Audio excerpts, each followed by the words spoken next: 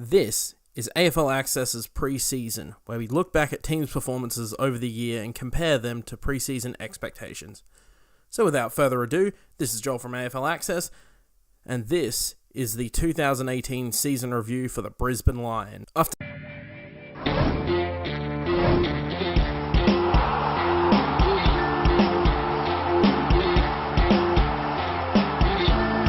finishing the 2017 season in dead last, but with promising signs of improvements under the watchful eye of new head coach Chris Fagan, the Brisbane Lions set out to make some moves and changes for the 2018 season. Unfortunately, they lost two key players, with Tom Rockcliffe going to the Power and Josh Shackey going to the Bulldogs. However, they picked up Charlie Cameron from Adelaide and Luke Hodge from Hawthorn. With the number one draft pick of that year, the Lions drafted highly touted midfielder Cameron Rayner, and with a young core set to work on their 2018 campaign. Expectations for the season was to see improvement of the youth and potentially cause some upsets. If that was your passing grade for the Lions, then this year was a rousing success, with flourishing youth, convincing wins, and a bright future ahead of them. Even though they only recorded 5 wins, they had put up spirited performance against teams who would normally have trounced their previous season. For example, Brisbane lost to the Power by 5 points at the Adelaide Oval. Heartbreaking, right?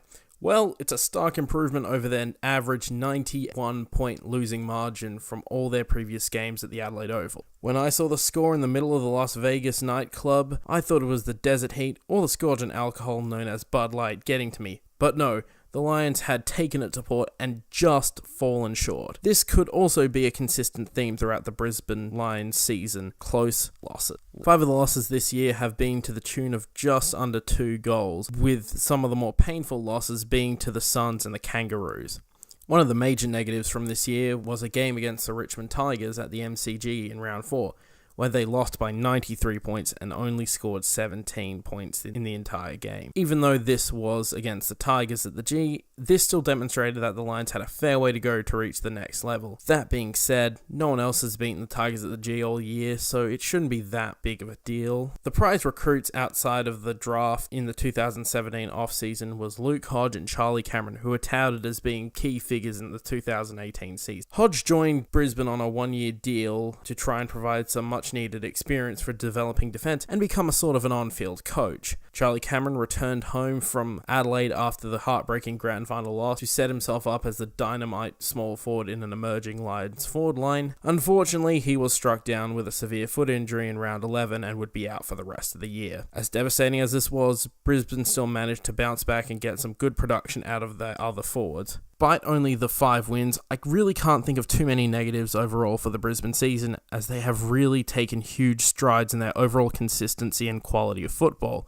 This can be attributed to a multitude of emerging talents all over the ground, some newly found veteran leadership, Beams and Zorko being their brilliant selves, and second-year Chris Fagan getting the best out of the list. Probably one of the biggest overall contributors to the upswing of the Lions' performances this year has been Alex Witherden. Placing third in this year's Rising Star behind the GOAT and Jaden Stevenson, Witherden had a remarkably consistent year, averaging just over 22 disposals at a 79% efficiency over the 21 games he played this year. Looking to be the slingshot halfback that can provide devastating run out of the back half, Witherden is starting to reach the same heights as other players such as Brodie Smith or Lockie Whitfield. The young midfield depth that was on display this year is scary good, with first and second year players starting to flex some of the potential that was vaunted when they were first drafted. Hugh McCluggage has been solid all season, just averaging under 20 disposals a game while playing every match this season. Third year player Reece Matheson has had a bit of an on and off season, only playing 13 games overall, however still averaging 16 disposals at an 82% efficiency and averaging 3 clearances per game. Cameron Rayner, the number 1 draft pick, has shown glimpses of the potential that was highly touted before the draft by playing all 22 games this year and averaging 13 disposals along with scoring 20 goals.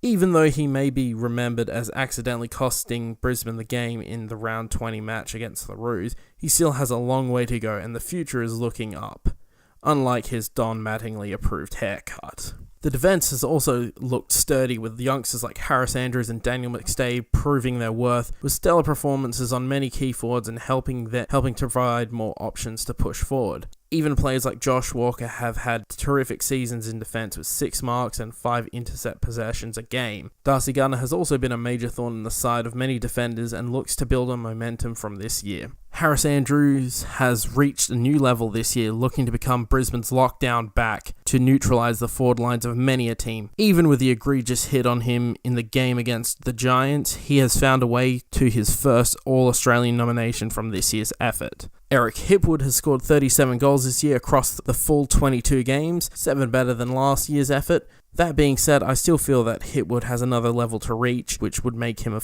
permanent fixture in Brisbane's future successes. Dane Zorko and Dane Beams have been the midfield studs that have helped carry the youngsters throughout the darker times for the Lions in recent years, and they have kept up appearances in the 2018 season. They have been rewarded with these efforts, with Beams earning an All-Australian nod and Zorko winning the Merritt Murray Medal for the 4th time. So, all in all, in the words of esteemed poet Timbuk3, Brisbane, the future's so bright, I gotta wear shades. With massive strides in player development, growing cohesion of the team, and what is looking like a smoky top 8 chance for next year, Brisbane will also get a top 5 draft pick in a stacked draft class. Also, just as a side note, I'm hoping that they can get some more primetime games next year as opposed to putting complete dumpster fires like Carlton and St Kilda on the Friday night slot, week in and week out. Overall, I'd give Brisbane's season a 7 out of 10. How did you think the Lions went this year?